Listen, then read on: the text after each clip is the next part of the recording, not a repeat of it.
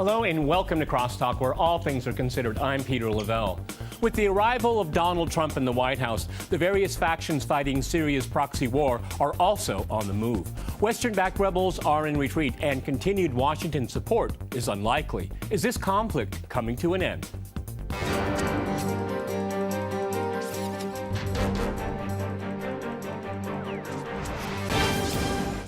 To CrossTalk Syria, I'm joined by my guest, Kamal Alam in London. He is a fellow at the Institute for Statecraft and a Syrian military analyst. In Beirut, we have Martin Jay. He is a freelance broadcast journalist. And in Washington, we cross to Ivan Elan. He is a senior fellow and the director of the Center on Peace and Liberty at the Independent Institute. All right, gentlemen, CrossTalk rules in effect. That means you can jump in anytime you want, and I always appreciate it. Martin, let me go to you first in Beirut.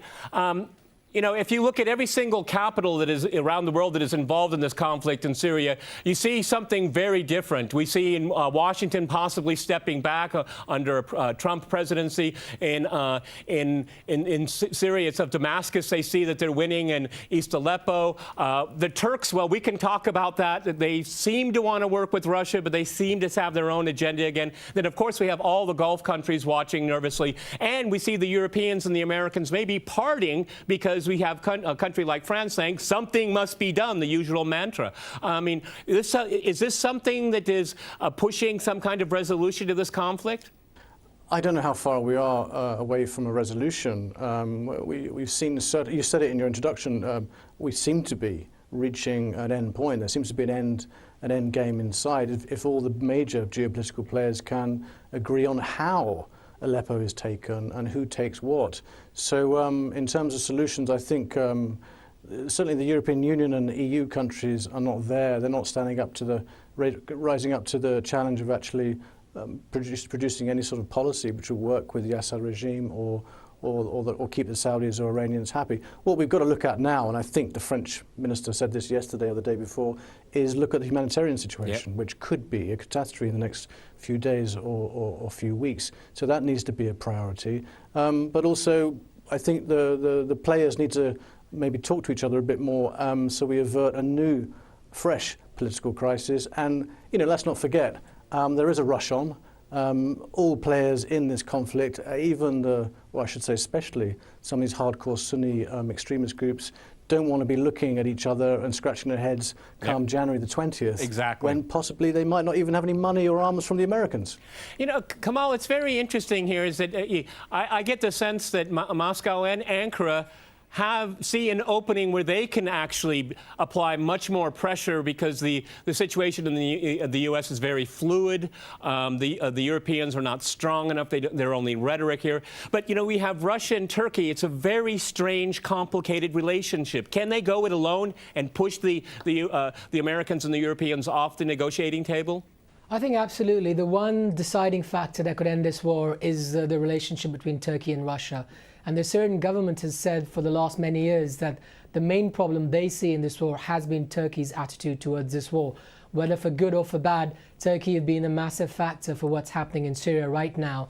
And there can be no endgame without Turkey coming into some kind of agreement with Damascus and Moscow on how to bring this conflict to an end. Because the Americans, they seem to be very confused to what's going on. By the time a new president is elected, you know, a lot of stuff would have happened by then. The Europeans are just side players. They're almost like little children who will make a lot of noise and throw all the, you know, toys out of the pram, but they can't actually do stuff. And they expect everyone else to carry that burden. And this is something President Obama said, that, you know, he's had enough of the freeloading. He said this about David Cameron in Libya. He said the same thing about the Europeans in Afghanistan. It was all about the Americans in Afghanistan. The Europeans didn't pull their weight. And there's a similar thing happening in Syria right now. The Europeans talk a lot, but actions, you know, their actions are limited, and those actions are often very negative. Ivan Elan, let me go to you in Washington. You know, sometimes talk is more powerful than actions because we hear from Donald Trump that he may want to take a different course, meaning no course, maybe in a way, when it comes to Syria. How do you think the players in the region are reacting to that, and particularly the rebels, or what I call terrorists? How do you think they're going to react to that? Go ahead. Well, I think they're probably going to try to get their funding and weapons from other people. Yeah. And I don't think the war, Aleppo will probably fall, eastern Aleppo, but I'm not sure that the war is going to be over. And if the U.S. leaves, I think there are other countries in the region have have an incentive to push back against Iran and the Assad regime and Russia. So I think the conflict and probably go to an insurgency war. And, I'm not sure. Assad is still very weak, and he has to be supported by Russian air power and Hezbollah and other forces on the ground, militias. So how long are those going to stay around? And there's still groups on the other side that are quite potent and quite nasty, actually. Okay, well, Martin, react to what we just heard there, because, I mean, a lot of people say that Aleppo is a tipping point. It's a very important city in Syria, even though it's been almost completely destroyed. And it does send a signal about the balance of power in this conflict here. And it shows that the staying power of Assad in Damascus. Yeah, I think Aleppo is a tipping point, and I think what Ivan said earlier is quite correct. I don't think it's the ultimate tipping point. Just when Aleppo falls, it doesn't mean that the Syrian war will be wrapped up conveniently on the same day. We may well find a new war emerging, because so far up until this point, we've seen very much a polarized setup in Syria. That polarization might end, and things might get even more complicated. Turkey was mentioned before. We seem to have a problem with the Turks. I mean, I was on the phone today to a very close advisor to President Erdogan, who was telling me that they're very concerned that a previous deal struck with Mr. Erdogan and Mr. Putin in Russia earlier this year in St. Petersburg seems to not quite correspond with the gameplay, with how things are working out in eastern Aleppo now. So the Turks have got themselves into a tight corner. They're trying to push the boundaries of geopolitical relationships beyond the norm, and try and have it both their way, having their cake and eat it. On the one hand, they want to be great friends with Russia, which is completely logical, makes sense geopolitically and financially in terms of business. But on the other hand, they want to carry on with this loathing and hatred of the Assad regime, probably egged on by their Gulf Arab partners. I wonder how long that relationship can continue. I wonder how long this farcical situation can go on for them. Kamal, can you address that? Because I think that's a very interesting point here. Because in a way, Turkey is damned if it does and damned if it doesn't, and it's going to have to choose eventually here. I have to tell you, here in Russia, looking at the Turkish president, a lot of people are very confused. Some are not very hopeful, and others just have a wish list, but nothing concrete. And it seems a lot of it focuses in on what Turkey's attitude eventually, solidly, will be. I think the main problem for Turkey is that now they're completely embroiled in a massive domestic war. They started the war in Syria to try to topple the government there. They failed to do that, but the backlash that came was a massive terrorist backlash against them. And so their main concern is their own agenda, and that's what drives their Syria policy now. It started off by doing regime change. It's moved away from regime change, although they're still saying it's regime change, but they're limited how much they can do that. So it's all about the Kurdish question, it's about ISIS, it's about al-Nusra, and also to a very nuanced effect, their new relationship with the Gulf countries. Turkey's never been an easy partner of Saudi Arabia and the UAE. And as you know, the UAE and Turkey don't get along at all. Qatar do. There's a lot of money pouring into Turkey from Doha. Turkish have opened a military base in Qatar, which is the first time since the Ottoman Empire the Turks have opened a military base in an Arab country. So that is, I think, also a message to perhaps America to say that they will increase their involvement if the Americans retreat. So I think that's something to contend with. One thing Turkey have realized is they cannot mess with Russia. They tried it. They tried with the rhetoric. They've taken a complete U-turn against Russia in the last 6-7 months. They need Russia for their own domestic consumption, for their tourism. There are, I think, close to 500,000 Turkish citizens that are married to Russians as well. So there's a lot at stake. Turkish economy cannot survive without the Russians. At the end of the day, economy has a massive thing to do with it, and they have to work with the Russians. Ivan, how much is the Erdogan worried about Trump? Because, again, Trump is very much an unknown quantity here. U.S.-Turkish relations are not the best right now. Is the inaugural date something that's on Erdogan's mind right now, and maybe push him to some kind of resolution on how he's going to finally approach Syria? Well, I think the U.S. inauguration is on a lot of people's minds, not only Turkey, but Russia and the other players involved here. I think they would like to create a fait accompli in eastern Aleppo, and I think Turkey is also reacting to the inauguration as well. But to go back to the other point, if you think the fall of East Aleppo is a turning point, you might use the analogy, it's an imperfect one, of the Vietnam War, where the U.S. beat back the Tet Offensive in 1968. So, the war went on, and it looked like it was going to end, or at least favorably to the U.S., but then, of course, it didn't over the long haul. So I think this is going to be a long war. And ultimately, I don't think Syria or Iraq, they're artificial countries. They always have been. And it's like Humpty Dumpty. You can't put the pieces back together again. They're going to have some decentralization or even partition of these two countries, or you're still going to have a problem, because these governments, they're often sometimes minority, sometimes majority, but it doesn't matter. The one group controls the government and tries to oppress the other groups, and as long as that central government has power, and the international community doesn't want a decentralized solution. So I think the conflict is going to go on. But you have to have decentralization, because one group will always think the other side is going to oppress them, and probably with some validity. So okay, all right, gentlemen. Until that happens, you're going to have a mess. I'm going to jump in here, gentlemen. We're going to go to a short break, and after that short break, we'll continue our discussion on Syria. Stay with RT.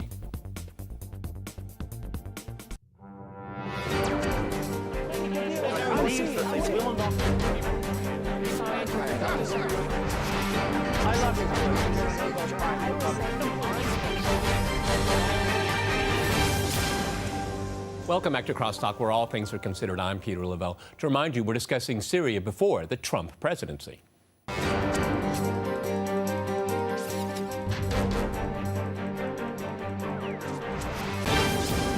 Can I go back to Martin in Beirut? Ivan Elan was talking about history in the Vietnam War and perceptions of victory and defeat. But, one thing is very interesting, and I think it's psychologically very important. I've heard from reports here in Moscow that there's additional pressure on Assad to get to liberate all of Aleppo before Trump becomes president, because it creates some kind of fact on the ground. And it's very psychological, too, because you'll have Obama leaving, and you have this, if anything, a psychological victory for the Assad government, and that sticks, okay, and that does create a message, and it does create an important perception. Go ahead.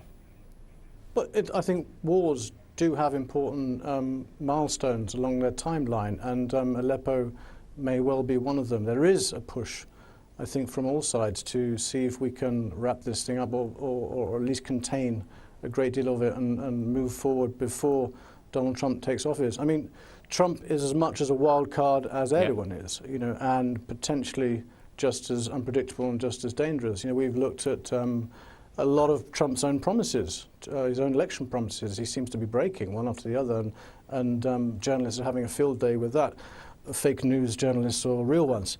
So, we don't really know what Trump is going to do about the Middle East. I think it's encouraging that we've heard positive signs, I think yesterday and today in the press, that he wants to work closely with Putin. He wants to create a new relationship. I'm personally very excited about that. I think that a new world order made up of America and Russia tackling huge problems around the world and working together in a much more pragmatic, much more intelligent post-Cold War era it would be the way forward. I think that's smarter.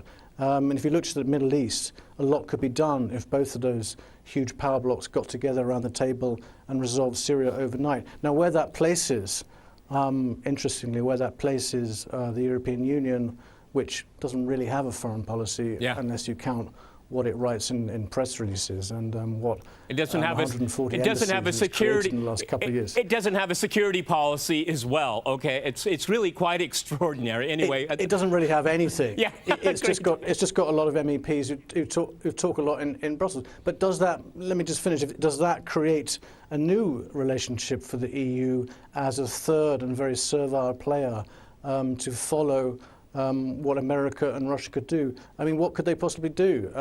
Perhaps offer translation services? Okay, well, Martin, you're definitely bringing up a topic for another program, and I will tap you for that. Let me go to Kamal here. We will have a new president in the United States. He's untested. He said some things. He gives us an idea of what he might be thinking. What would you like to see Trump do vis-a-vis the Middle East here? And it can be a wish list, okay? And I won't hold it against you, okay? Because I'm very pessimistic that the foreign policy establishment won't give him much room. Go ahead, Kamal in London. No, definitely. I think the most important thing is the men that Donald Trump surrounds himself with. There are a bunch of names flying around. There are at least 3 generals that they're talking about. Probably the most important general is General Mike Flynn. Now, as you know, General Mike Flynn is a realist. He traveled to Moscow last year, and at the same time, he's been very open of his criticism of the American policy in Iraq, in Afghanistan, and in Syria. He even went as far as to say that perhaps the chemical weapons attack was a false flag attack. That's a big thing for the head of Defense Intelligence Agency and one of the best American generals to say. The wish list is that Trump has said very clearly he wants to put America first. That means he said very clearly it's not in America's interest to go on building other countries, because it's not for America to build Iraq or America to build Libya, Afghanistan, and Syria. So if he's given room to do that, that would mean America will not be isolationist, but at the same time, they will not interfere as aggressively as they had in the past. Of course, that's one side of thing. Depending on who becomes Secretary of State or Defense Secretary, that could also go the other way, where there are some hawks who want to interfere even more. So I think there could be contradictions within the administration, but there are enough people, including Walid Faris, who's one of his Middle East advisors, who's of Lebanese Christian heritage, who believes that the outscale slaughter of Arab Christians by the hands of so-called allies needs to stop. And I think so. That's one of the things. They need to see the Middle East as not just a Muslim Middle East, but a massive Christian population.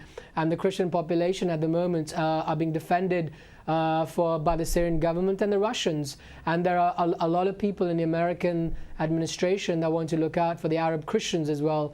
And I think that is something that is also a wish list for Donald Trump, to look at the Middle East not just as a Muslim Middle East, but you have a very, very varied Arab Christian population, which is actually the world's oldest Christian population. Ivan, you know, you're in Washington. You know, my greatest worry is that there could, I mean, look what happened to Barack Obama, you know, a liberal Democrat. He surrounded himself with neocons, and we have a catastrophe of 8 years, particularly in the Middle East here. I mean, do you think or hope that Trump and his inner circle will learn from that mistake? We don't need a repeat of the last 8 years. The problem that you have here, and it happens with every administration, is especially people who haven't been focused on foreign policy like Obama, George W. Bush, and now Trump, is that you have all these positions to fill, and they get the same old people because they don't know who to turn to. And so there is going to be some of that, I think. Now, Flynn, I think, is an encouraging pick because traditionally, although the Secretary of State position has great prestige, it doesn't have many resources associated with it. The powers that be are usually the National Security Advisor and the Defense Secretary, because the Defense Secretary has so many more resources than the State Department. And of course, a lot of times, you know, at the beginning, the State Department has influence, but as administrations go on, because the U.S. president has become so powerful relative to the other branches of government, foreign policy is usually done out of the White House. If you remember Kissinger versus William Rogers, who was an empty seat at State. In Carter, you had Brzezinski, who was very anti-Soviet, against Vance, who has the much more prestigious position of Secretary of State. Who won? Brzezinski did. So I think you're going to see eventually the power will and Trump has put loyalists around him in the White House, and I think to some extent, and I think that's a good move on his part. So, of course, you have to fight the bureaucracies, and the bureaucracies are also very resistant to change. So, yes, change is still going to be difficult, but I think, you know, Flynn might be a good pick, and I think he's absolutely right. We have to have a better relationship with Russia, and I don't really care if the Russians take East Aleppo. Syria is not strategic to the U.S., and I think, you know, we've got to change. You know, Martin, you know, you're from a regional perspective here, and we have a new, we have Trump coming into office. What are the hopes and what are the fears? Well, it depends on who you talk to. Exactly. On the side of the Saudis or the Iranians. Exactly. I think the Saudis were massively disappointed that Clinton didn't come in because they were looking to have some of their former glory restored. But I think it's very interesting that. Well, they gave her a lot of money. They gave her. She got a lot of money. They want the payback. Okay, I wonder if they'll get their money back. Okay, I don't know. Go ahead. Go ahead. Well, now you're getting onto another CrossTalk show where we should tackle whether the Clinton Foundation should give all this money back. But you know, look, we're in a very, very interesting position. And I think that the worry is that there is a certain careless, a certain maverick approach to handling the problems of these very complicated and complex countries. What we need in the Middle East is we need a new approach which is very pragmatic, which completely slams the door on the old ways, the old polarized setup, and all of the nuances and foibles of the Cold War. We need a new future, a new dawn, and I think perhaps we can have that if Trump is given the right people to work with, and the Russians see this as an opportunity. Yep. You know, I mean, the fear is that we make mistakes early on, and I think one of the biggest fears, if you were to talking to the Turks now, or even to some of the to the Gulf states, is what are we going to do about the Kurds? I mean, Ivan touched on this point just earlier on. I think, you know, that's a massive question. You know, I haven't heard anything from the Trump's people about what to do with the Kurdish situation. Hillary Clinton was very for supporting them, giving them more money, bigger guns, and more training. So we could be opening up a new Pandora's box just there. We need pragmatism, and we need sensible people to tackle what are very complicated problems. Kamal, the same question to you. What are the hopes and what are the fears in the region here? We've already heard about some of the countries there. You want to continue there? Go ahead.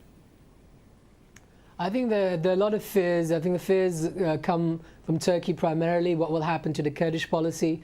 Because as things stand, basically, Europe and the United States are backing enemies of Turkey in Syria who are allied with the PKK. So that's a big fear for them. There's also hope for Turkey because General Mike Flynn has positively said that America needs to work on Turkey, and Turkey is the #1 priority for US security.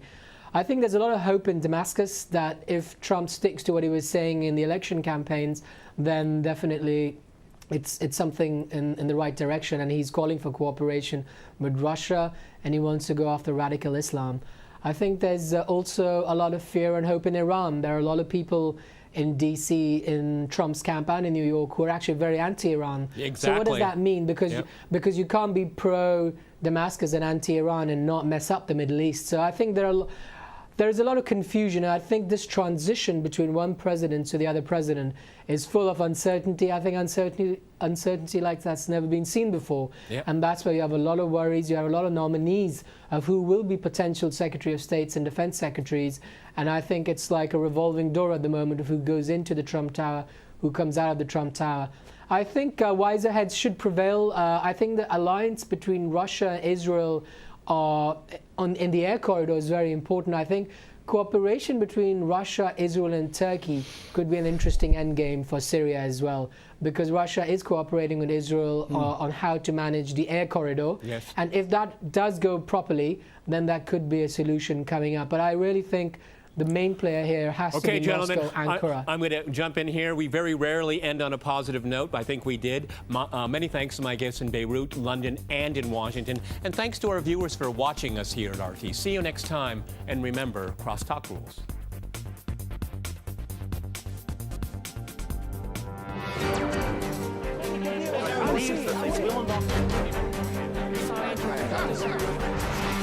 I love it.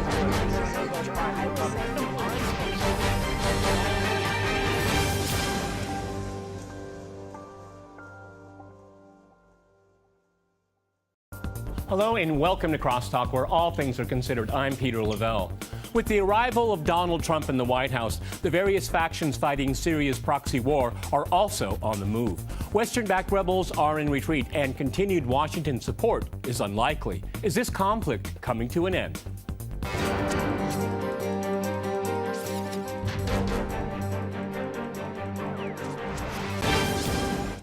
To CrossTalk Syria, I'm joined by my guest, Kamal Alam in London. He is a fellow at the Institute for Statecraft and a Syrian military analyst. In Beirut, we have Martin J. He is a freelance broadcast journalist. And in Washington, we cross to Ivan Elan. He is a senior fellow and the director of the Center on Peace and Liberty at the Independent Institute. All right, gentlemen, CrossTalk rules in effect. That means you can jump in anytime you want, and I always appreciate it. Martin. And the Syrian government has said for the last many years that the main problem they see in this war has been Turkey's attitude towards this war. Whether for good or for bad, Turkey has been a massive factor for what's happening in Syria right now. And there can be no endgame without Turkey coming into some kind of agreement with Damascus and Moscow on how to bring this conflict to an end. Because the Americans, they seem to be very confused to what's going on. By the time a new president is elected, a lot of stuff would have happened by then. The Europeans are just side players. They're almost like little children who will make a lot of noise and throw all the, toys out of the pram, but they can't actually do stuff. And they expect everyone else to carry that burden. And this is something President Obama said, that, he's had enough of the freeloading. He said this about David Cameron in Libya. He said the same. There is a rush on. All players in this conflict, especially some of these hardcore Sunni extremist groups, don't want to be looking at each other and scratching their heads come January the 20th. Exactly. When possibly they might not even have any money or arms from the Americans. Kamal, it's very interesting here is that I get the sense that Moscow and Ankara see an opening where they can actually apply much more pressure because the situation in the U.S. is very fluid. The Europeans are not strong enough. They're only rhetoric here. But, we have Russia and Turkey. It's a very strange, complicated relationship. Can they go it alone and push the Americans and the Europeans off the negotiating table? I think absolutely. The one deciding factor that could end this war is the relationship between Turkey and Russia. Reaching an end point. There seems to be an end game in sight if all the major geopolitical players can agree on how Aleppo is taken and who takes what. So in terms of solutions, I think certainly the European Union and EU countries are not there. They're not standing up to rising up to the challenge of actually producing any sort of policy which will work with the Assad regime or keep the Saudis or Iranians happy. What we've got to look at now, and I think the French minister said this yesterday or the day before, is look at the humanitarian situation, which could be a catastrophe in the next few days or few weeks. So that needs to be a priority. But also, I think the players need to maybe talk to each other a bit more so we avert a new, fresh political crisis. And, let's not forget. Let me go to you first in Beirut. If you look at every single capital that is around the world that is involved in this conflict in Syria, you see something very different. We see in Washington possibly stepping back under a Trump presidency. In Syria, it's of Damascus. They see that they're winning in East Aleppo. The Turks, well, we can talk about that. They seem to want to work with Russia, but they seem to have their own agenda again. Then, of course, we have all the Gulf countries watching nervously. And we see the Europeans and the Americans maybe parting because we have a country like France saying something must be done, the usual mantra. I mean, is this something that is pushing some kind of resolution to this conflict? I don't know how far we are away from a resolution.